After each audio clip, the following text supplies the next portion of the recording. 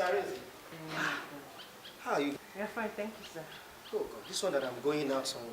I would have invited you guys in. No, Pastor, don't worry. We don't mind. Oh, no problem. We just came to see you because of her. What is the matter? No. She has been acting strange all this while. Strange how? Pastor, this is So what we have been seeing. Mrs. Arinze, your daughter is possessed with the spirit of snake. Eh? Yes. I know what to do. I know how to deal with such spirits. Wow. You see, the book of Mark chapter 15 verse 17 says, in my name they will cast out demons.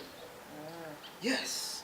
I command you spirits in the name. No! What are you trying to do? Mrs. Arinze. Do you know that a snake is a blessing in this community? Do you know what a snake can do? Eh? This girl is my investment. Mrs. Arinze, what is happening? Thank you for giving me this wonderful daughter. Pastor, thank you so much. Actually, I brought her so that you will tell me what is wrong with her. Not to cast away the spirit in her. Mrs. Arinze, thank this you. is serious. And Pastor, we'll be coming to see you with our tithes. Thank you.